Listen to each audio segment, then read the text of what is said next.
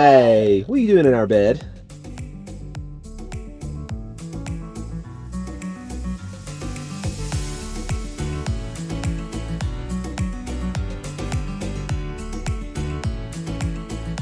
We have no hookups just like Bryce Canyon, but because we're getting more sun, we're able to get more power, which keeps our stuff charged better. And so we've got two 100-watt panels on the top. We've got four around 100 amp hour batteries in the Airstream. We can charge our devices. We can use the lights at night for an hour or two. Of course, the water pump if Hensley's taking a bath or we do a shower. But the problem is we don't always have direct sun. So we want to get more panels so that even if it's kind of a semi-cloudy day, we can get more power in from the solar panels. Or if we want to like run more stuff than what we do, especially during the day, because while you're getting power during the day, you can run more stuff and it's going to just keep recharging with the solar. So because the Renogy meter isn't very accurate, I bought, this was recommended by several people on YouTube and other places. This one got pretty good reviews because what it does, it doesn't just measure the battery level where it's at, where it's inaccurate, because you got solar power coming in, which is actually messing with the amount of power that it thinks it has left in the batteries.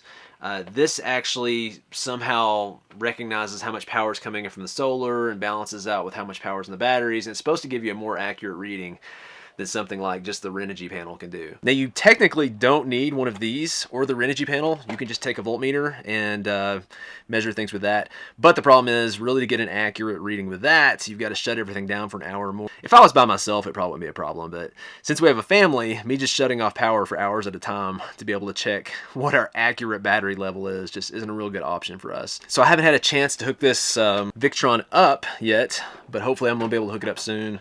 And then hopefully I'll be able to see if that gives me more accurate reading on the battery level than the Renogy one does.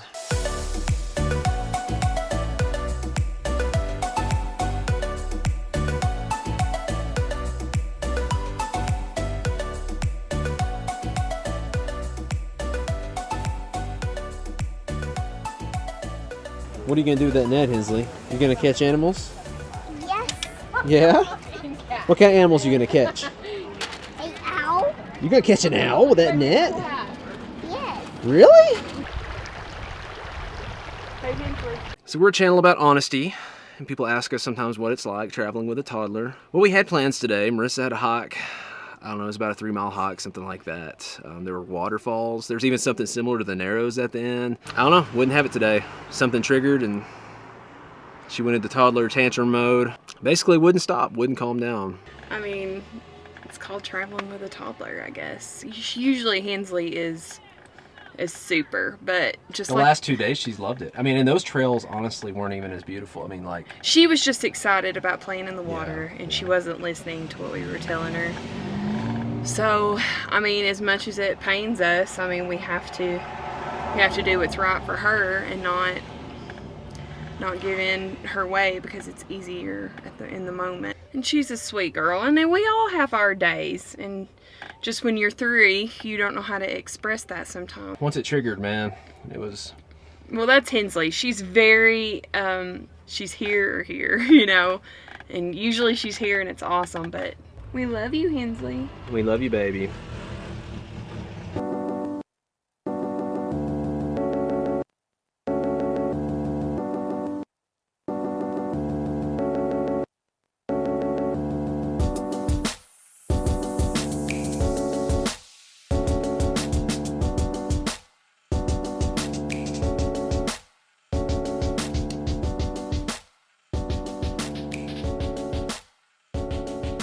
So we took the scenic drive.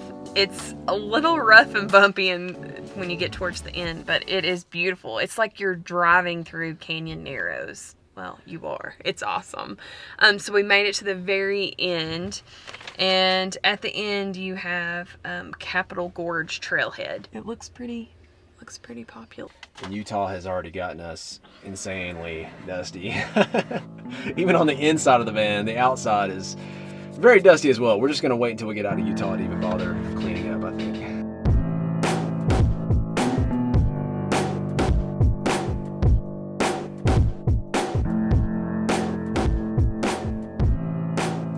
You know, Capitol Reef National Park has a lot going for it.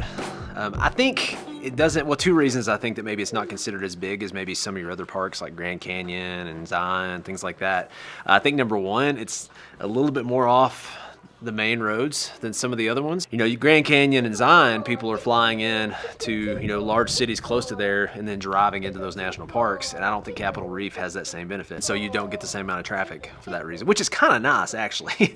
It's a lot less trafficked than some of the other parks we've been to. And number two, I don't think they have like a standout must-see, must-do type thing here in the park. Like, you know, Grand Canyon, just the Grand Canyon view, period, is like the biggest thing there. I mean, there's some awesome hikes and things like that, but then in the Zion, you've got, you know, the Narrows, and you've got Angel's Landing, and then Bryce Canyon, you've got Wall Street and like the Navajo Loop there, and then, you know, you got that view in that one area. And then here it's like you've got a lot of really great views and a lot of really great hikes, and then this scenic drive's been awesome. But I don't know if there's like just one must do. It blows, you know, this park has this one thing that blows every other national park away type thing.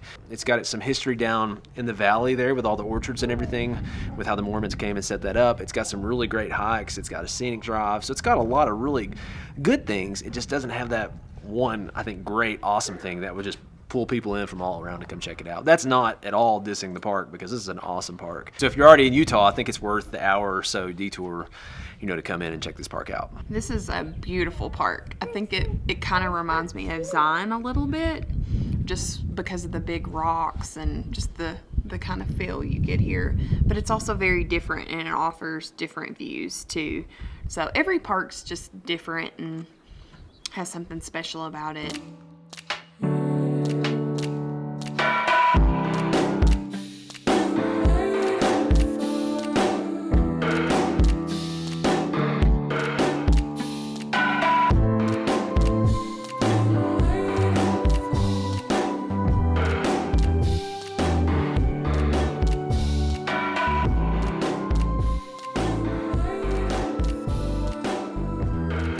We got a 1912. There's 1885. Do you see any older than that? So 1879.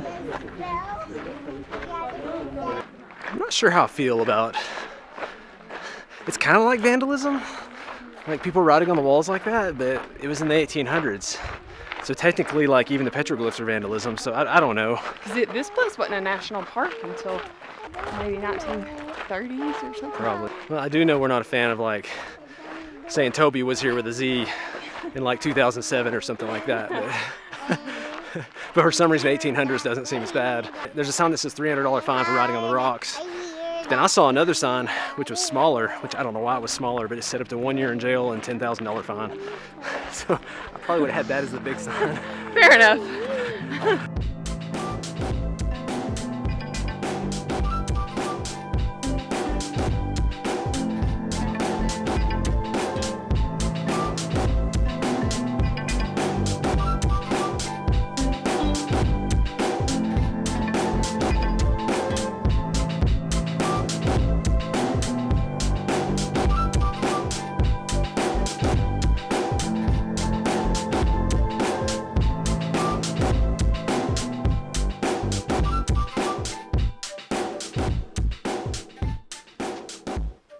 Well, I think they're a little dried up. the tanks are empty. Looks like a cool sand pit though, huh, Yeah. Hensley? Hensley, there's a worm in that water. You're not getting in there. Multiple worms. Wow. Okay, you see them swimming around? They look like little, That is the grossest thing in a while. look like little hairs or something. Ugh. Moving on. Oh, yum. No, not yum. Yucky.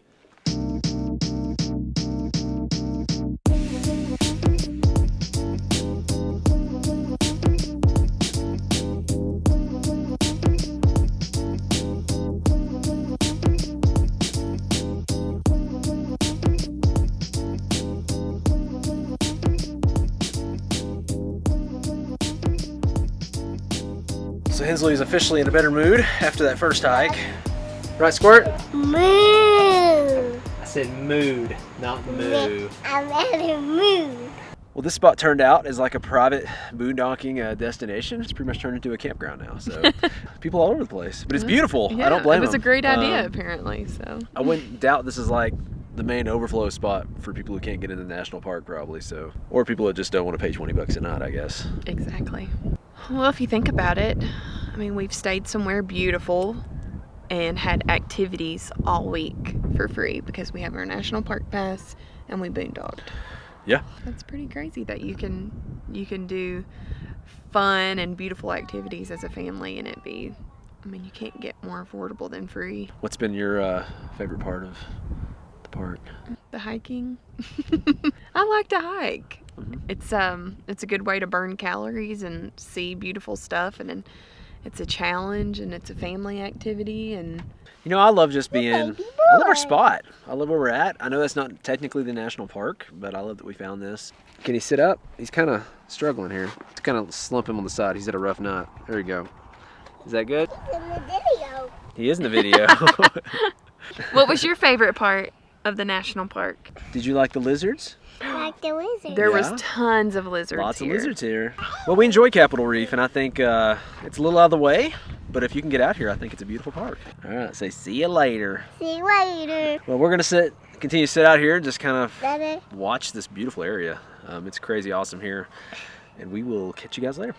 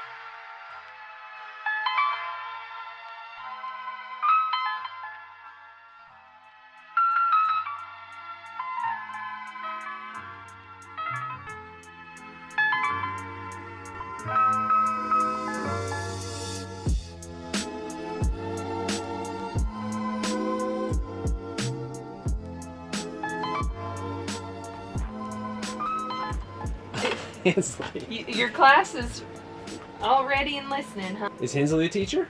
Yeah. Teach them about Capitol Reef National Park. That's the park. What can you do? I go hiker. Yep, you can go hiking, And the wizard. and you can see lizards. National park.